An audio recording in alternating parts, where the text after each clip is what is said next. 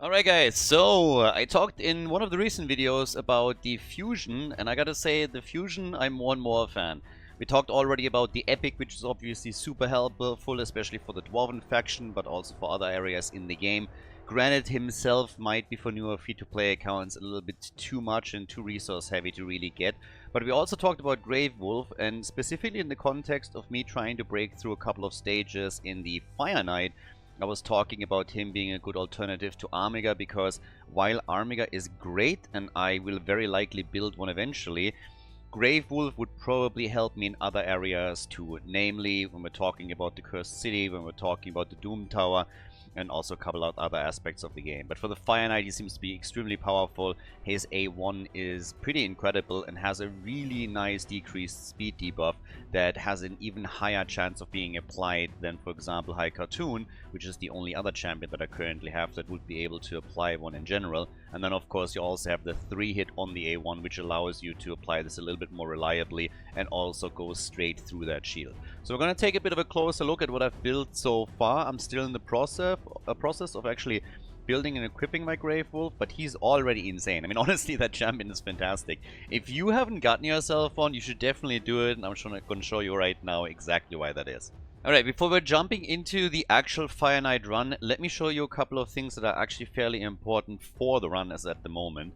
And the first one has nothing to do with Gladewulf himself, so that's actually what Michelangelo concerns him. Now, if you look at the skills that I have in Michelangelo right now, what I really need for the Fire Knight are mostly my A3. I want to break through the shield, I want to do damage obviously, but one of the things that's really important is that I apply a decreased attack, and I currently do not have my A3 fully booked. Now, I have the books, but I don't want to use them before the clan versus clan tournament, the next one, starts, because it's just too many points and it would be a bit of a waste. So keep in mind that I currently have not a fully booked A3 on him, and even my A2 is not fully booked yet either, which is obviously important in order to get that decreased defense debuff onto the Fire Knight or anybody else, so that I can speed up the run a little bit and also make it safer. So these two, keep that a little bit in mind when we're going through the run. That's actually going to be quite important. The next thing is when we're talking about Gladewulf himself, same situation. I haven't booked any of this. I have all the books for it, but in order to apply that decreased speed, I currently have it at the lowest chance that you can possibly have. So just as a bit of a side note. And the same is also true when we're talking about the other abilities, but for reasons that I'm going to point out in the run itself, I'm actually not even using those. The passive, something that we should also talk about. So here I have a damage reduction going on whenever I use my A3, and I have an allied protection buff, which is obviously quite nice to keep him alive, but more to that later. Should also talk about the items real quickly. So as you can see here, I have actually basically I don't have an amulet. This is the only amulet that I currently have, and it does nothing for him but increase the accuracy a little bit. I'm not going to upgrade this at all. Once that I have a proper amulet that I can use for him, I will do so. But my Gladewulf is currently at level 50. I have most of the items on 16, but not all of them. When we're talking, for example, about my helmet, I will still get more HP out of this, and upgrading my shield is going to give me more defense. Generally speaking, I have him on defense percentage gloves, and I have him currently on HP percentage chestplate. Not really the best ones right there, but I have him pretty fast, so my total stats for the Gladewulf currently are 210 speed, I have 179 accuracy, which, given the fact that I'm running with Michelangelo as my lead, and therefore the accuracy aura is a bit more than I currently need, and 31,000 HP plus defense is 2,500. Now, generally speaking, when we're talking about sustaining yourself and staying alive, one of the things that I will likely do eventually is see if I can maybe get some good regeneration gear for him. Maybe I'm also going to toy around with an immortal set or two, so that I can get for every single round some regeneration and don't only rely on his hit point pool. What I currently use as sustain is essentially Gorm. Now, I have also Vorgoth, but Vorgoth isn't on 60 if you don't have Gorm, but you have Vorgoth or anybody else that can control waves and then later on also get you some HP. You can do that too, but my main source for heals are currently the A2 of Gorm, so I have my increased speed and the continuous heal, and then on top of that, I of course also have the leech buff that I plan to apply. So that's kind of situation as we're going in, just so we can talk about this and we know where we stand. So let's just jump straight into the run, and let's see how that goes. So I already talked a bit about that the last time. I had actually problems to go through stage 20. Right now you can see I have already completed stage 21, and that's what we're going to take a closer look at. This is the setup that I'm using, and just talking about the team setup a little bit, the one thing that is quite important running it is that I currently do not use my A2 and my A3 for Gladewulf at all. Even with the reduction in damage through my passive, if I use in round 3 for example, the passive and the protection, I still get occasionally one shot by the Fire Knight. So in order to make this a 100% run, I need to turn that off. Now, I talked a little bit about general sustain for Gladewulf and the ones that I have the proper sets in order to do that, or that I have some other tools that I can use. I don't think it's going to be a problem anymore. I might even get him to 60, and I guess eventually I will. But as you can remember, I don't have a proper amulet, I don't have a fully upgraded helmet or a shield. All these things will help. Now on the waves, it's generally not a problem. One of the things that's actually quite nice is that the decreased speed, even though the A1 is not booked at all, is super reliable. So I get that basically every single time that I unleash my A1. Very, very rarely does it fail, and obviously a lot of that is thanks to the triple hit. Once that this is booked with the next clan versus clan, it's pretty much impossible to not get that decreased speed. And then I have Michelangelo, who also spreads the debuffs between all of the minions, all of the champions on the opponent's wave, and that makes the entire run even so much safer for me. Because right now I have Gom for wave control, who gets the stuns out. I have the decreased attack from Michelangelo, I have the cooldown increase from Alice, and then also the strengthen that I get from Morg. So there's actually a lot going on here to keep my lineup alive while I'm breaking through the waves.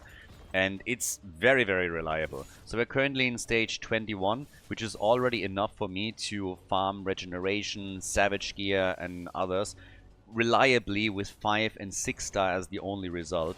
Which is obviously the main goal here. Obviously, I want to go high as possible, but he's not fully done, my Gladewulf, and the whole idea was to get him to a point where he can really assist me with this. Because previously, without him, I wasn't able to complete stage 20. Affinity plays a bit of a role here, and the next aspect is, of course, not only to complete a stage, but also being able to reliably do that with 100%, so that you can just go for your auto runs and don't all of a sudden fail them. If there is a Fire Knight tournament, I want to just, you know, get my energy in, get my gems in, and get that thing going, and then get my results and the gear that I hope to get. And you can't do that if you only complete a run successfully in, let's say, 90% of the cases. Like, that's just not enough. So this is already super safe, works perfectly well. I don't need my A2, I don't need my A3. Once I have him upgraded, I have books, I have better items. I could possibly also use him in other areas to try and protect the rest of the team. But he's already super helpful here on the Fire Knight. So, as I said before, if you haven't gotten that guy yet, you should definitely do so. Now, I personally am going to get myself still Hilda, which is the epic fusion dwarf out of the granite fusion. But I will definitely keep one wolf, this one right here, because that guy is an absolute game changer for my account at least when we're talking about the Fire Knight. But I definitely already started using him in certain areas of the Cursed City, for example, even for a couple of bosses there. And this is all happening with him not being booked, not having proper items, and just being on level 50. So there's plenty of things that I can still do here.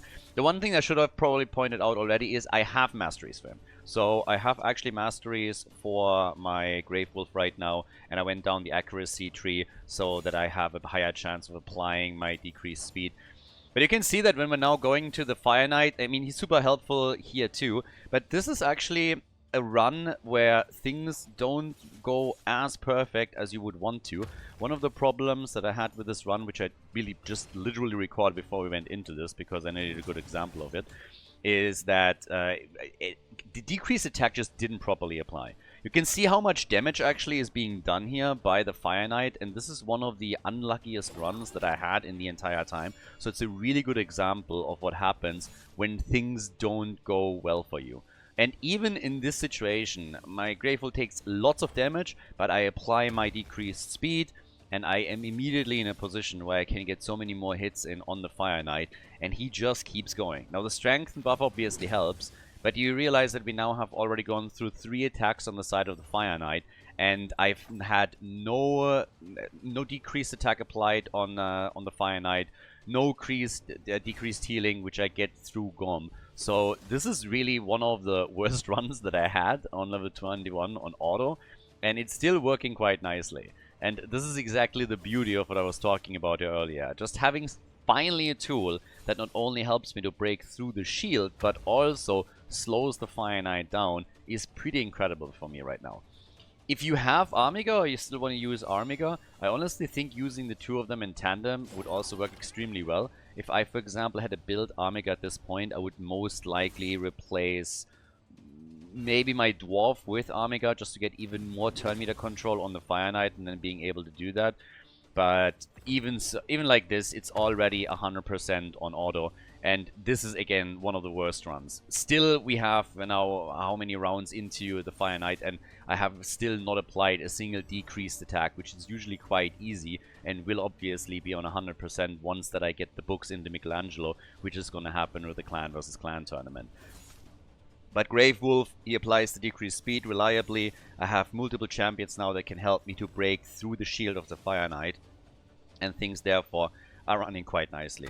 I'm honestly really impressed. I did not expect that the champion would be this good and would be this helpful, but simply the fact that it's all on, like it's a defense-based champion and that I don't need any kind of crit rate or crit damage on him is already fantastic. Now imagine that baby on 60 when I can also get all the masteries in, when I have an amulet on him, when I have a banner on him.